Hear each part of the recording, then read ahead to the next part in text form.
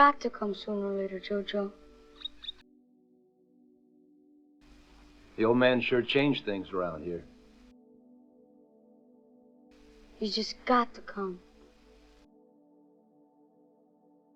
Roger Corman saw Road Warrior make money and thought, I can do that. So he did. Then he did it again and again. The man made 6 post-apocalyptic desert movies across the 80s, just cranking them out like a factory. This is the best one of all of them. It's set in post-nuclear Alaska where a fascist army is trying to wipe out a group of rebels.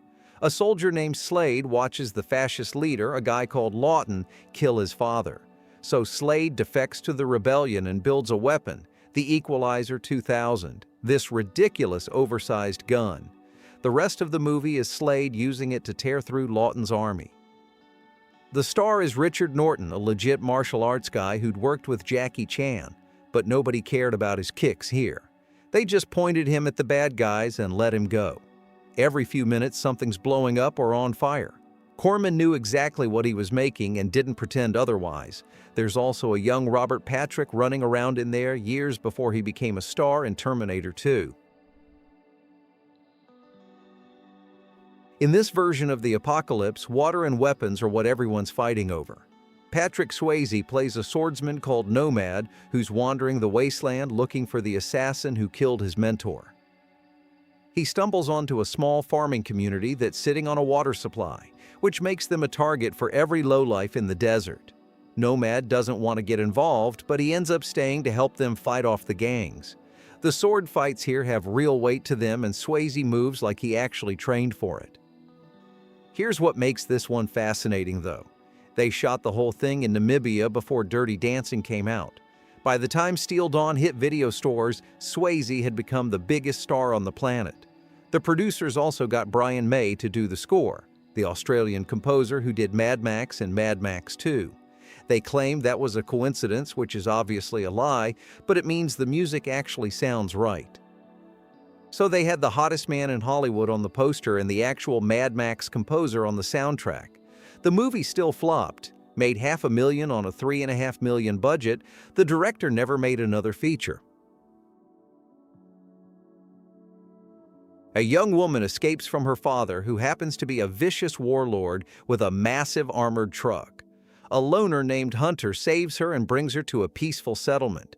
Then Daddy shows up with his Battletruck and starts destroying everything. The truck itself is the real star. This giant armored thing that looks like it could roll through a building without slowing down. When Hunter convinces the settlers to build their own vehicle to fight back, the movie becomes a battle between two machines tearing across the wasteland. The cinematographer here was Chris Mingus.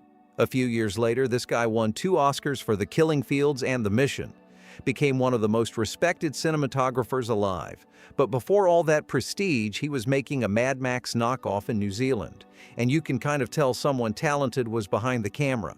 The action scenes work better than they should for the budget. The movie looks like more money than they actually had. The Italians loved post-apocalyptic movies in the 80s. They cranked out dozens of them. This one mixes Mad Max with Escape from New York and adds a premise that was way ahead of its time. Nuclear war has left everyone sterile. 2 factions are at war, an evil group called the Uraks who control New York and a resistance called the Federation. The Federation finds out there's one fertile woman left on Earth, hidden somewhere in the ruins of Manhattan. They hire a mercenary to break into the city, find her, and get her out before the Uraks do. 23 years later, Alfonso Cuarón made Children of Men with almost the exact same premise. Last fertile woman, dying world, mercenary escort mission through hostile territory. It made $70 million and got Oscar nominations. This one got slapped with an X rating for extreme violence and had to be cut just to get an R. Same basic idea, completely different outcomes. The world building is pretty basic, but the on-location scenes look appropriately destroyed. And for a low-budget movie, the miniature work of ruined New York is actually impressive. Italian director Giuliano Carnemeo spent the 1960s and 70s making spaghetti westerns under the fake name Anthony Ascot. By 1983, nobody was watching westerns anymore, but everyone was watching Mad Max. So Carnameo changed his fake name to Jules Harrison and started making post-apocalyptic movies instead. The movie itself borrows heavily from Road Warrior. You've got a hero named Alien driving a muscle car through a wasteland, a woman who knows where water is hidden, and bad guys who want that water. The dubbing is terrible and the script isn't much better. But Carnameo understood that the real appeal of Mad Max was the vehicular action. Not the story, not the characters, but watching real cars do real stunts at real speeds. So that's where he put all the effort. The car chases and crashes in this thing are genuinely impressive. And when you're making a low-budget knockoff, knowing where to spend your money is half the battle. The director credit says Kevin Mancuso, but that's another fake name. The real director was Joe D'Amato, who might be the most prolific filmmaker in Italian history. The guy made around 200 films under dozens of different names, and between 1979 and 1982 alone, he cranked out about 120 adult films. When Mad Max became profitable, D'Amato pivoted to post-apocalyptic action without much artistic investment. So you'd expect this to be complete trash, and in a lot of ways it is. But somewhere along the way, D'Amato accidentally made something interesting. Most Mad Max ripoffs just copy the Wasteland Raiders formula, but this one pulls from the spaghetti western playbook too. The movie is set in a Texas wasteland where a fascist regime is trying to control what's left of humanity. A group of rangers decides to fight back, not just to survive, but to actually bring order to the chaos. They're trying to protect settlements and establish some kind of law in a world that doesn't have any. Kind of like cowboys taming the frontier. That angle of building civilization instead of just running from danger makes it stand out from all the other ripoffs. D'Amato probably didn't set out to make something unique, but he did anyway. This one is probably the most shameless Road Warrior copy of the bunch. It takes place in 2019, a few years after nuclear war turned the world into a desert. Small groups of survivors are scattered around trying to rebuild and restart the human race, but there's a cult called the Templars who've decided that humanity doesn't deserve to exist anymore. The Templars are led by a guy named One, played by George Eastman. He calls his followers the High Priests of Death and the Warriors of Vengeance. Their whole mission is hunting down every remaining human and killing them. Not for resources or power or territory. One genuinely believes the human race needs to be wiped out completely. He actually says the goal is to cancel the seed of man from the face of the earth forever. The hero is a loner named Scorpion who drives around the wasteland in a souped-up car taking out Templar raiding parties. There's some history between him and One that the movie hints at but never really explains, and the whole thing builds toward their big showdown at the end. There's two things that make this worth watching. First is Fred Williamson, the blaxploitation legend who made Black Caesar and Hell Up in Harlem. He shows up and just owns every scene. Second is how batshit crazy the villains are. Most bad guys in these movies just want water or gasoline. One wants to end the human race as a religious mission. Throw in the ridiculous hairstyles on all his goons and cars exploding every 5 minutes, and honestly, it's just a lot of fun. This is a Roger Corman production, so you already know what you're getting. Low budget, exploitation stuff, probably some nudity, and yeah, all of that is true. The plot is simple.